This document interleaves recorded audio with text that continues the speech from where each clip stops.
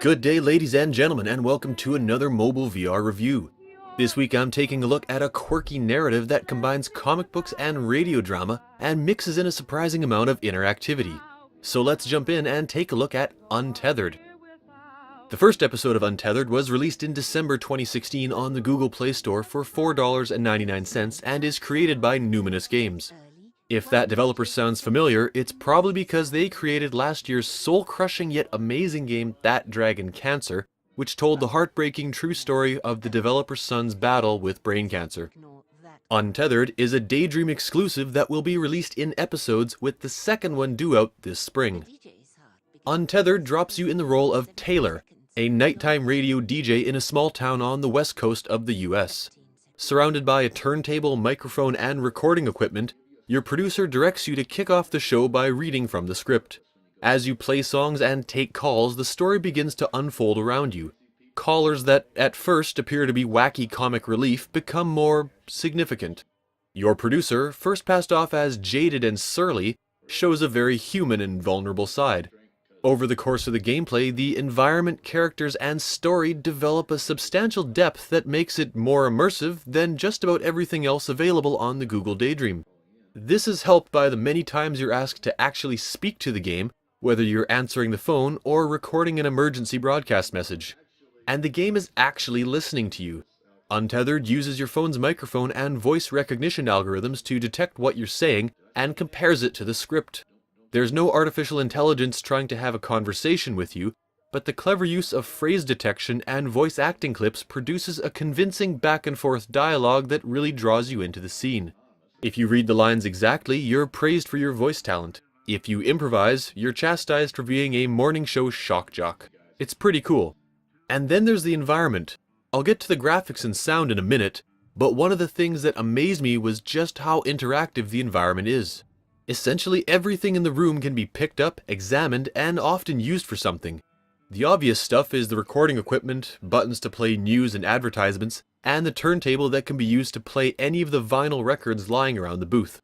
But then there's all the stuff that's not directly tied to the main narrative that really brings the world to life. The corkboard behind you has loads of notes. The dartboard, which serves no story purpose, is completely functional and extremely well implemented, especially considering the limits of the Daydream control scheme. And I won't completely spoil the last point, but you see that pencil on the desk? Grab it and look up. It's all that stuff together that gave me that wow feeling again. The gaze shooters and infinite runners and jump scares in other mobile VR games are all great and they sell, but this is truly an experience. And it has me eagerly awaiting the next episode. The controls in Untethered are functional and intuitive, if just a little awkward at times. You're either sitting in a swivel chair or standing, so you'll need to turn 360 degrees, which works just fine. The Daydream controller is presented in the game in its normal pointing configuration, but the increased angle on the pointer takes some getting used to if you're coming directly from another Daydream game. The controls are actually fine, with the very occasional occurrences of the controller moving into strange orientations, sometimes 90 degrees to how you're actually holding it. Some of this is the normal Daydream drift, but luckily recentering always solves the problem. Other than that, it's always quite easy to target, press, pick up, or examine exactly what you intend to, and it really brings you into the game world. I don't know if it's the setting, or the color scheme, or the polygon count, but the graphics in Untethered remind me a little bit of Job Simulator, and a little bit of Firewatch.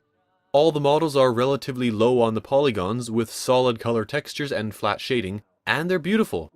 The whole thing feels like you're sitting in a comic book illustration, a feeling further enhanced by the speech and thought bubbles, as well as sounds that are accompanied by text representations. Most of the models can be picked up and examined, and paper notes can be pulled closer and are very easy to read. All items are kept simple, but what's there can usually be manipulated in some way. And I think that's the magic here. The graphics are attractive and coherent, and the interactivity of the models makes them more real than photorealistic rendering could anyway. The sound design is a major highlight here. When they say put on headphones, put on headphones. The voice acting and narration is all well done, and you can feel the emotions of the characters. The static of the music on the turntable is wonderfully authentic, and it's even cooler that you can control what music is being played. More on that in a second. The game makes great use of 3D audio. The radio music isn't just playing, It's actually being projected through two speakers in the room, and you can sense the direction as you turn your head and change position. Ringing phones, lightning, and banging are all convincing and well positioned, and really fill the small DJ booth with life. The commercials and news reports are humorous and entertaining, but what's more is you'll actually hear your own voice on air. The advertisements or segment lead-ins you record get added into the broadcast, and it just adds to the immersion to hear your own voice as part of the game. Not all the recordings are required to advance the story, and they don't play if you don't record them, but it's another example of the fine attention to detail in this game. Of course, I can't talk about the sound without mentioning the music. First, getting to put songs on at will is really cool. Second, some of these songs are really catchy. My personal favorites are Rocket Tow Truck and Broken Artichoke Heart, but they all fit the mood of the game and setting perfectly, and I believe they were recorded specifically for this game. Once more, wonderful execution and attention to detail. So how comfortable is it? No complaints? This isn't the type of game that should make you uncomfortable anyway, and it doesn't. Motion is all head controlled, so as long as you don't stand up or bend over too many times, you shouldn't feel sick at all.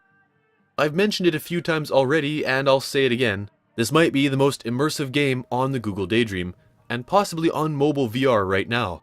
It's not just that the setting is highly amenable to mobile VR, that is, being confined to a swivel chair, it's that nearly everything you see can be interacted with somehow.